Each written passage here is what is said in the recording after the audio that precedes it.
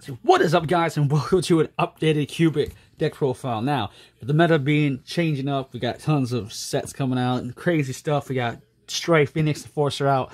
Cubics are actually pretty good in today's format. Like, they're not something crazy or tier 1 or anything like that. But honestly, I would maybe classify them as rogue because the format we're in is heavily reliant on monster effects. And, of course, we have the cubic counters we can throw on monsters.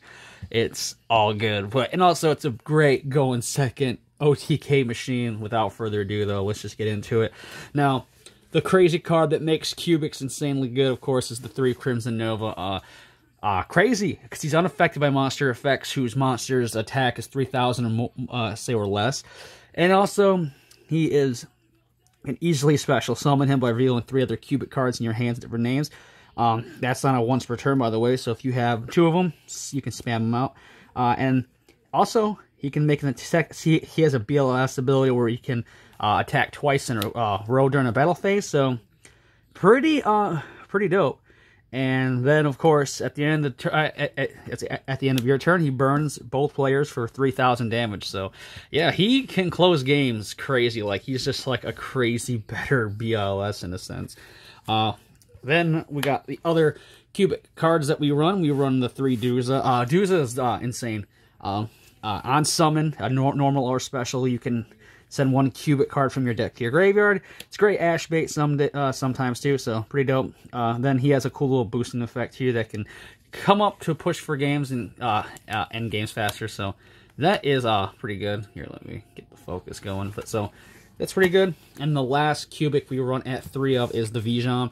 Vijam, honestly, is just booty you can sit on. Like, yeah, kind of, yeah. He can't be destroyed by battle. And he's pretty dope because at the end of the damage step, if he battled an opponent's monsters, you can place this card face up in your spell and trap card zone as a continuous spell card.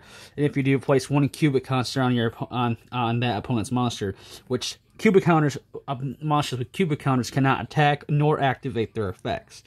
So, pretty dope.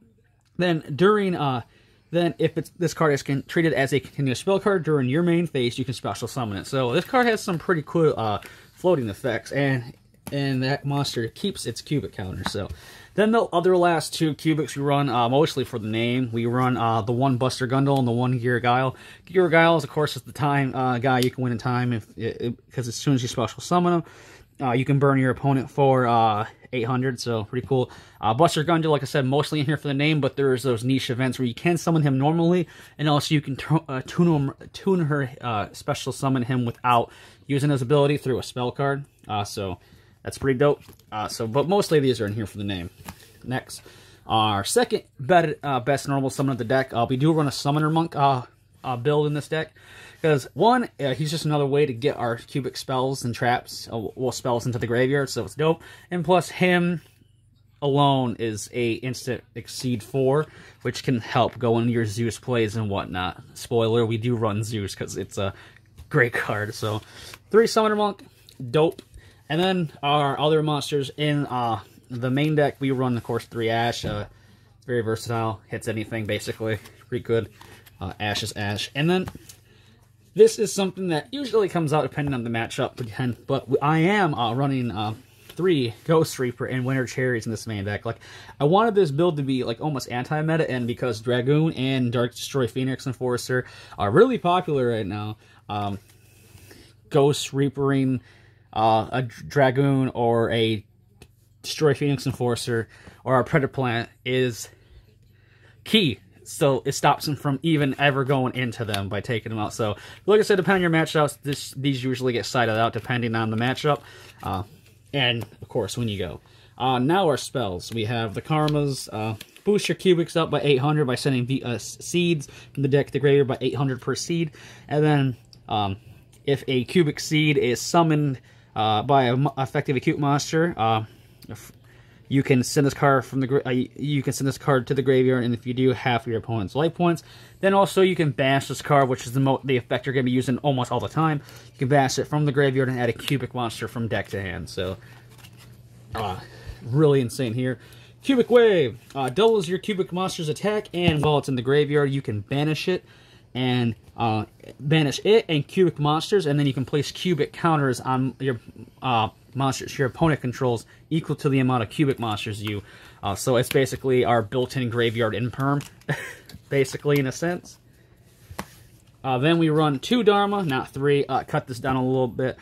It's a way to unbrick hands, and then also you can banish this card from your graveyard, and you can recycle your cubic monsters from your graveyard to your hand. So then for draw power, we run Pot of Extravagance. We don't use the extra deck mostly at all, unless we're going into Zeus, or we are using Ghost Reaper targets, or we have this package that we run as well. We run a super poly build as well, like I said. Breaks boards.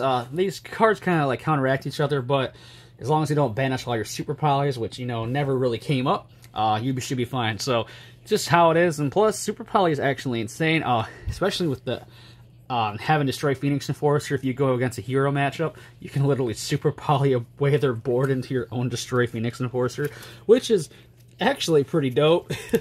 But that's kind of the draw power and the board breaking power that we have. Then we have, of course, the main, basically a really good card of the deck, Foolish Burial Goods. Sends your wave, sends your karma, depending on your situation. Sends your dharma if you got to recycle. It's just your way to keep your advantage going and always have follow-ups. The last cards of the deck are the 2 Unification and the Cubic Casualty. This is, of course, used to fusion out the big Cubic Fusion boss monster, which never really happens. If you do, you're already going to win anyway. But it's mostly in here where if a Cubic monster... you can banish a card from your graveyard to summon 1 level 4 lower cubic monster from your hand or deck. Ignoring its summoning conditions, so that's when you can bring out Buster Gundil or whatnot. And also, it can't be destroyed by battle or card effects this turn. So, and then Cubic Casualty is you can distribute a number of cubic counters on face-up monsters your opponent controls, up to the number of cubic monsters you control. So again, imperm effect, board it, and then you can banish a card from your graveyard and target 1 cubic monster you control. This turn, each time it destroys an opponent's monster by battle that has a cubic counter, it burns your opponent for the attack of that destroyed monster. So, pretty cool way to close out games and even just push for more damage. Extra deck. We're going to start with the links. Anima, insane. You can link your Seedoff for it. Pentastag helps your your Crimson Nova push basically piercing damage if you're going against a defensive strategy. Predaplant, it's in here just for Reaper target, so Predaplant's just for Reaper target. Abyss Dweller to shut down graveyard decks. This guy is actually a good way to go into a few other things. He's mostly in here just for that purpose. Again, Gustav Max, Endgames. And of course we have the AA Zeus, which we can go into from any Exceeds Abyss Dweller this into, so Zeus is insane. We have actually, number XX Utopia Dark Infinity. This card is actually pretty dope because when it destroys a monster by battle and sends it to the graveyard, you can detach a material from this card and then target that monster and special summon it to the field in defense position. So, pretty dope. And then you can target 1 other face-up special summon monster you control, gain light points equal to the original attack. So, if you destroy something by battle with this, you can reborn it, target it, gain light points. So, pretty dope. Pretty cool synergy with that has all with it. I think it's actually kind of cool. Pretty neat little card. And of course, we do rock 1 of the Lab. Again, just a way to push through and basically destroy everything because it can attack everything once. So, yeah, crazy, crazy. Love it. So, let's clear up a little bit. I think the only thing we have left is our Super Poly targets and our Reaper targets. Pretty crazy. Our Super Poly targets, of course, we have the 1 Mud Dragon, standard stuff. The Draco Stapelia and the Starving Venom. Standard are our standard Super Poly targets. I say nothing too crazy there. We have, of course, the Dragoon, Super Poly target, not Super Poly target, but Reaper target. This card's insane. It's in the format a lot, and kind of sucks going against it when you're cubics. I mean, you can run it over, but most of the time, but you still don't want to do that.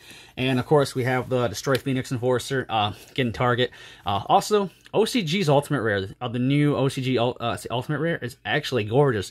And I gotta ask, why is Destroy Phoenix Enforcer like $11 for the Ultimate Rare and it's like 100 here? So I'm just saying, OCG got it good over there. And then, of course, the one Crimson Trinity. It never comes up, but you can make them, so you might as well rock them because he is a cool card to bring out. So that is it for the deck profile. I hope you guys enjoyed. Like I said, cubics are actually pretty nuts. Like I said, they're like this. I wanted to go for more of a stun your opponent type build, kind of like, say, stop them from doing anything really, and then OTKing them. And then, of course, we have the Super Poly stuff where you can basically break their board and then push for game. So, again, say thank you guys for watching. If you liked the video, leave a like, comment, and subscribe like always. And until my next video, stay safe and stay healthy. Bye-bye.